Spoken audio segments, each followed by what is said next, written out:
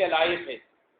اب میں زیادہ وقت نہ لیتے ہوئے فوراً پردے کے اوپر روشنی ڈالنے کے لیے ہمارے مدرسے کی ایک اور طالبہ مسکان رفیق شیخ کو دعوت دیتا ہوں کہ وہ آ کر پردے پر روشنی ڈالے کہ آج ہمارے معاشرے میں پردہ کیوں ضروری ہے اور کس لیے پردے کی اہمیت کو یہ چھوٹی سی بچی جو ہے اپنی زبان سے بیان کریں گی۔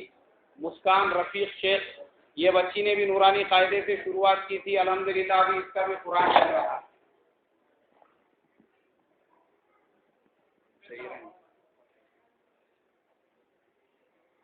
السلام علیکم ورحمۃ اللہ وبرکاتہ۔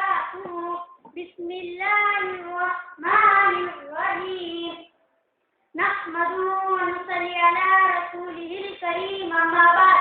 جناب صدر جلسہ، محترم مہمان اکرام اور میرے عزیز ساتھیوں، آپ کے اس مبارک جلسے میں آپ کے سامنے پردے کی اہمیت بیان کرنے کھڑی ہوئی ہوں۔ پردہ اسلام کا فریضہ اور اللہ کا حکم ہے اور ہماری بہن بیٹوں کا محافظ ہے۔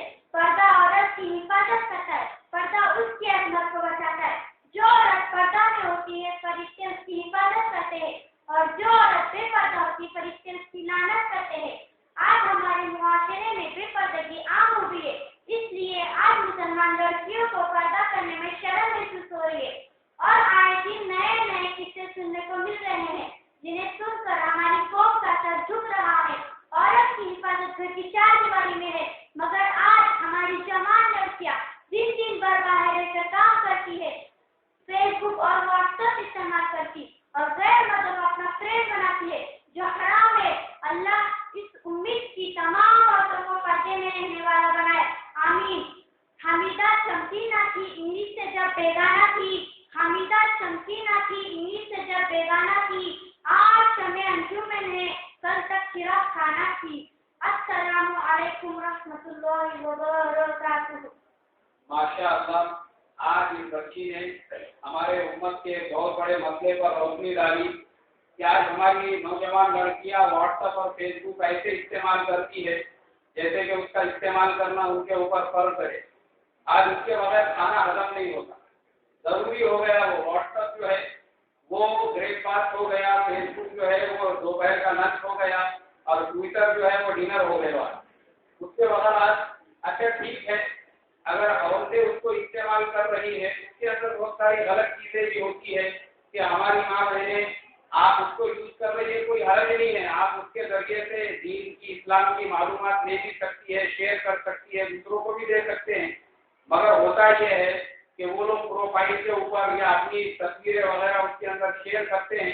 ابھی میں نے 3 دن پہلے ہی ایک نیوز پڑھا، اس کے اندر یہ تھا کہ دلی کے اندر ایک لڑکی نے اپنی تصویریں فیس بک کے اوپر ڈالی تو اس کے ہی ساتھ میں پڑھنے والے کچھ بچوں کو شرارت پوچھی، انہوں نے ان تصویروں کا غلط استعمال کیا، اس کو ایک غلط ویب سائٹ پہ ڈال کر اس لڑکی کی ساری تصویریں ڈال کے اس کا موبائل نمبر بھی انہوں نے اس کے اندر ڈال دیا۔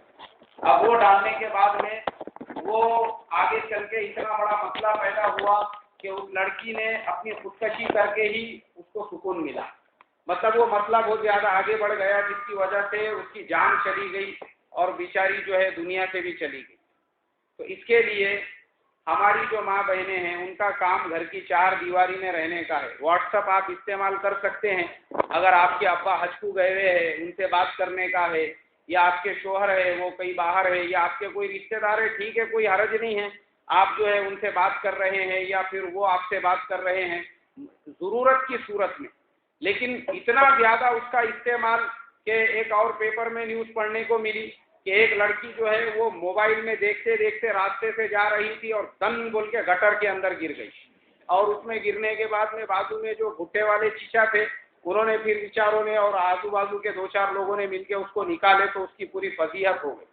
اور ایک واقعہ میرے آنکھوں کے سامنے کا ہے، داپوڑی کا جو کراسنگ ہے، جو ریلوے کا جو کراسنگ ہے لوکل کا، وہاں پر ایک لڑکی دونوں کانوں کے اندر ہیڈ فون ڈال کر اور کیا دیکھ رہی تھی پتہ نہیں، اس کے اسکرین پہ ایک دم بے ہوشی کی عالم میں ریلوے لائن کراس کر رہی تھی اور ایک لوکل ٹرین نے اس کو اڑا کے جو ہے اس کے پورے جسم کو ادھر ادھر پھیلا دیا۔ چند لمحوں کے اندر وہ ختم ہو گئی۔ حالانکہ جو لوگ کھڑے ہوئے تھے وہ چلانے لگے زور زور سے کہ لوکل نزدیک آ گئی، مگر وہ اتنی مدہوش اور بے ہوش تھی ہیڈ فون کے اندر، اس کو پتہ ہی نہیں تھا کہ میں سگنل کراس کر رہی ہوں بول کے۔ تو یہ جو پیاری بچی ہے مسکان، اس نے آج ہمارے معاشرے کے اسی بیماری کے اوپر روشنی ڈالی۔ اللہ تبارک و تعالی ہم تمام کو صحیح سمجھ عطا فرمائے۔